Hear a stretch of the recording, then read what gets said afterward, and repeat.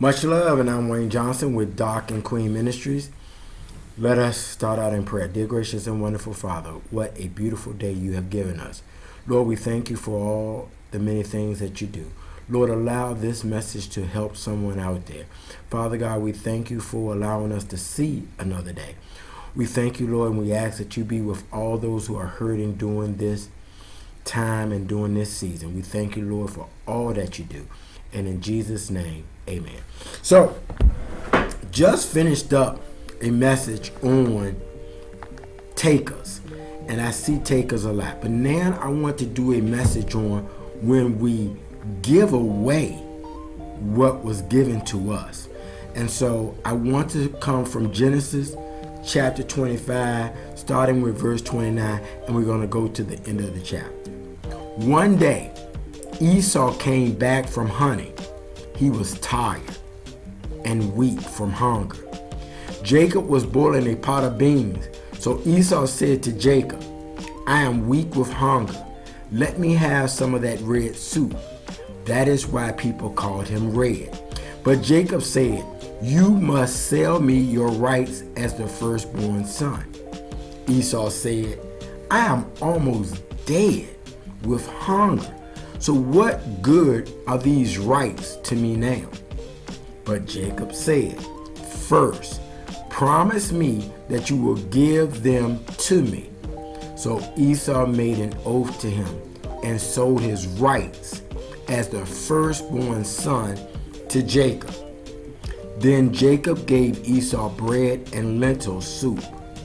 Esau ate the food, had something to drink, and then left. So Esau showed that he did not care about his rights as the firstborn son. I just want to share this with you because this morning when I was in the shower, this topic came to me.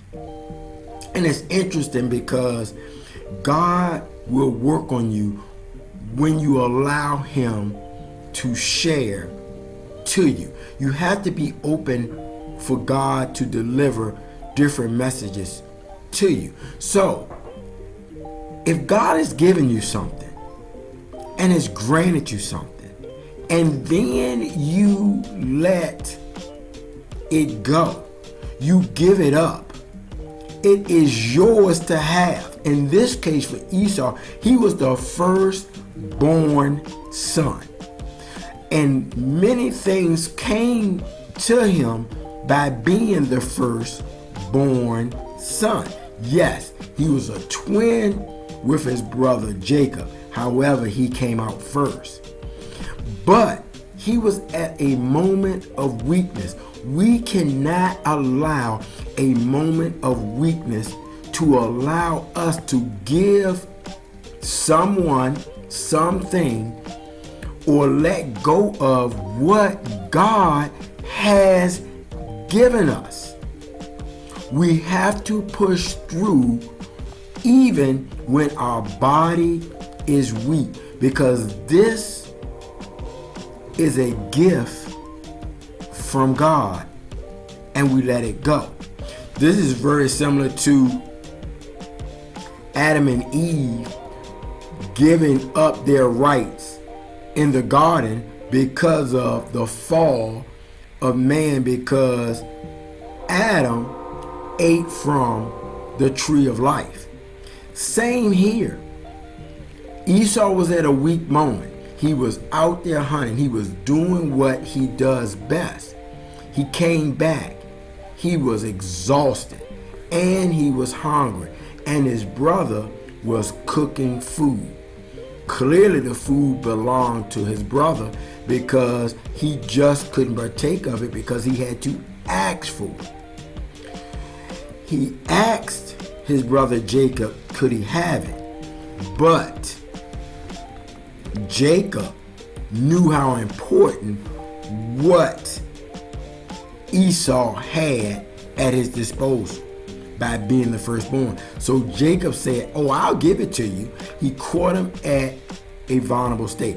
Do not allow the enemy to catch you at a vulnerable state. Or better yet, don't allow your pride to keep you away from what God has given to you. You don't want to be Esau. So, Jacob said, in order to get this, you must sell your rights as the firstborn son. Have you given up your rights? Have you given up your gifts? Have God given you something and you are letting it go because of your pride, your hurt, your guilt, your shame? Somebody wronged you. Whatever the case is not a good reason to give up what God has given to you. See, you were given a promise way before you even knew it. And so you are to covet your promise the way God has intended you to, because he gave it to you because evidently you were worthy to have it. And you are supposed to use it actually for the upbuilding of God's kingdom and to show your gratitude for God blessing you that way. Don't let your pride, don't let your guilt, don't let your shame, don't let somebody steal it. You know, I and this just came to my mind. I went to the movies last night, and it's a great movie. It's called Sarah's Oil. Same thing. Little Sarah would not allow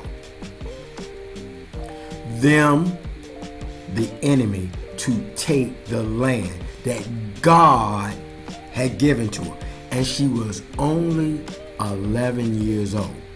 So if 11 years old can understand when God gives you a gift, it is yours.